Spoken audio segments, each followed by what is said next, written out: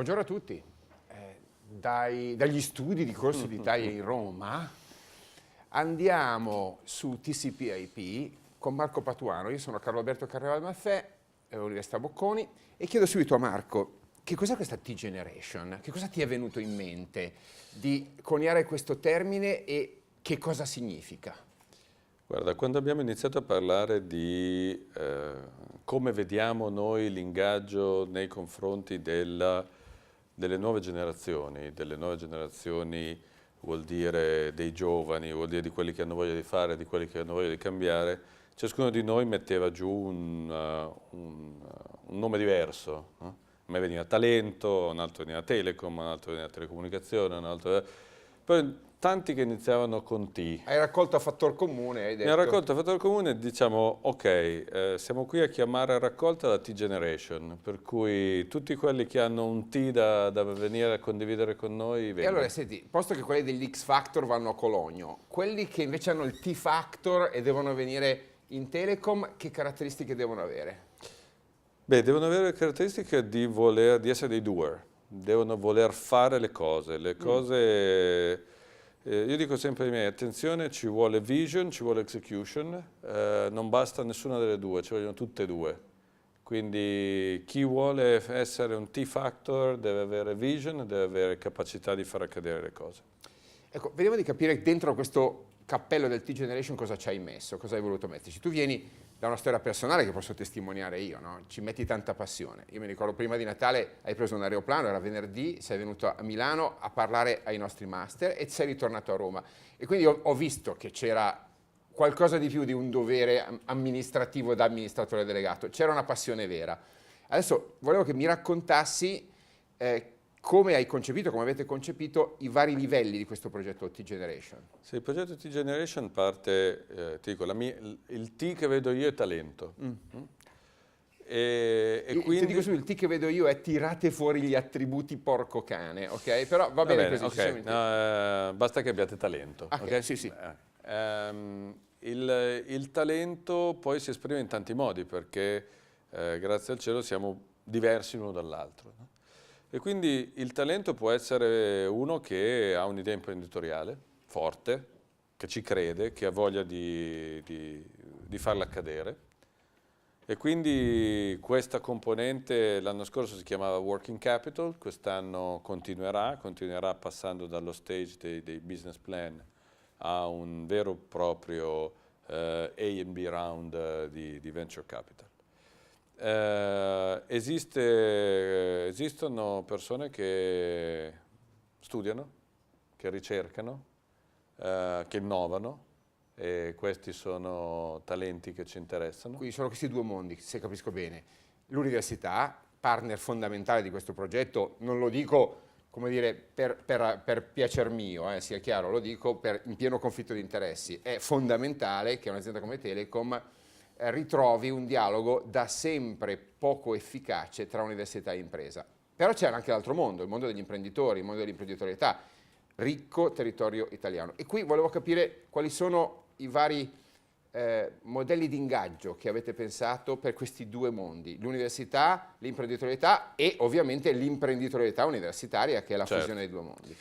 Inizio dall'università, perché per l'università in realtà stiamo proponendo qualcosa che non proprio tutte le università sono preparate. No? Le università non sono preparate a ricevere un pitch, no? Quindi non è siccome sono la famosa università di Pinco Pallino, allora vienimi a dire... No, io vengo da te e mi dice cosa hai da offrirmi? Cioè qual è il tuo talento?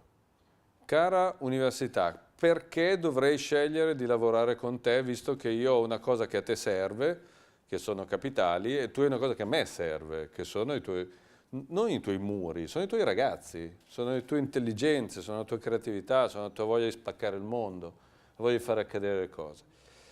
E lì trovi veramente due mondi diversi. No? Trovi il mondo di quelli che dopo lo shock iniziale di un rettore di un'università a cui gli hai chiesto perché dovrei darti dei soldi, che già il fatto di essere rettore per lui era un buon motivo.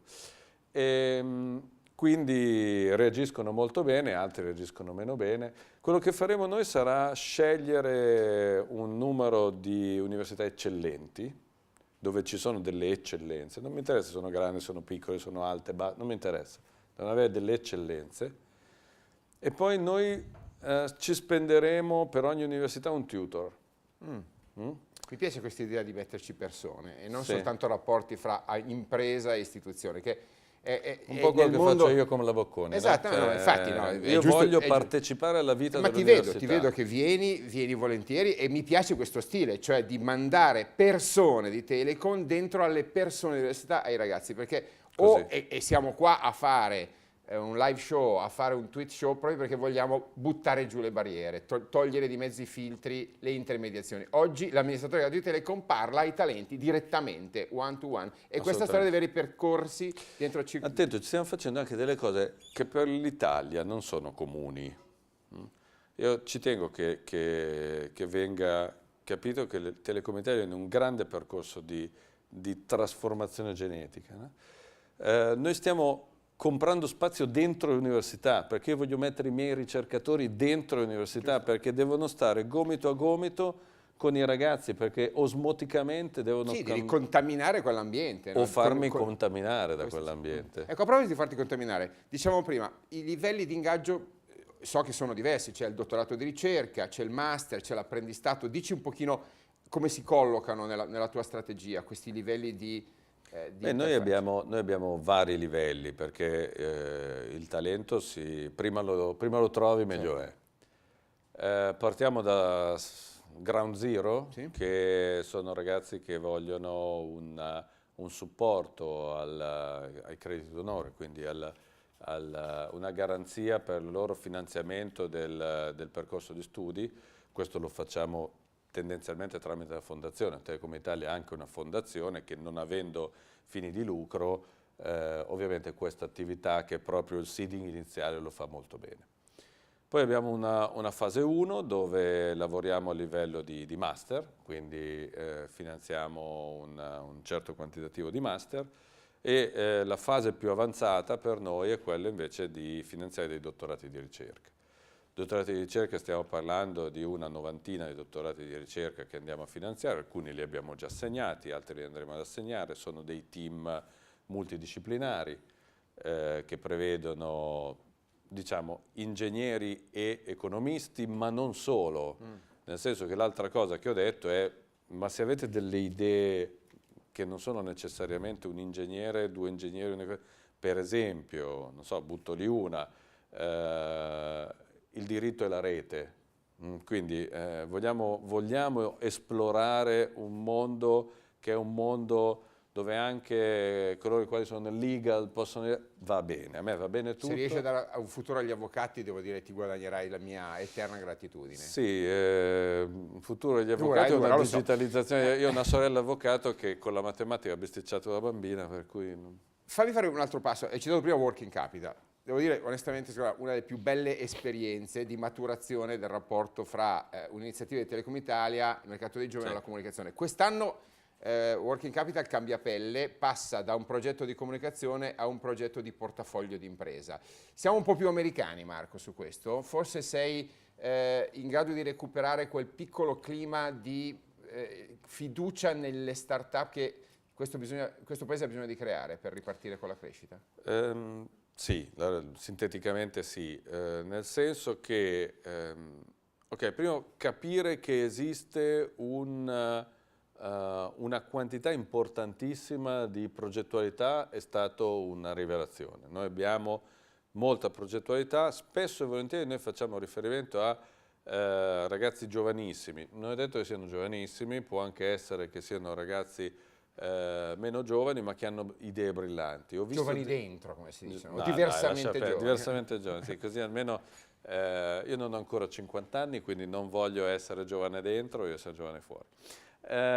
Quindi il tema è idee forti. Ne abbiamo trovate tante, e l'altra cosa che mi ha lasciato veramente sconcertato, ti giuro, questo è veramente sconcertato, ho visto dei ragazzi con dei curricula che in ogni parte del globo farebbero a cazzotti per prenderseli. Questi ragazzi fanno fatica a sbarcare 20.000 euro per mettere giù un'idea. Ecco, questo, credimi, è una di quelle cose che fanno riflettere a lungo. È la nostra stessa, come dire, il nostro stesso disagio, la nostra stessa pena. È un disagio forte. Però non si risolve con la buona volontà, si risolve non si facendo risolve il con la buona sistema. volontà. Devo dirti la verità che avendo toccato con mano questo portafoglio di idee, con i miei collaboratori ci siamo detti no, non basta, fine, halt, adesso dobbiamo passare alla fase 2. La fase 2 è all'americana? Beh, in un certo senso sì, in un certo senso no. Poi diciamoci la verità, non è che siamo in Silicon Valley, per cui se io volessi replicare il modello della Silicon Valley nella Brianza, può anche essere che non funzioni.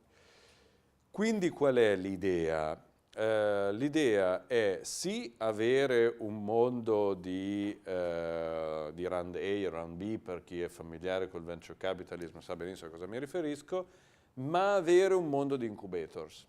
Questo penso che sia la cosa più interessante che vuoi fare come Telecom Italia. Sì, capitale, ma capitale che lavora.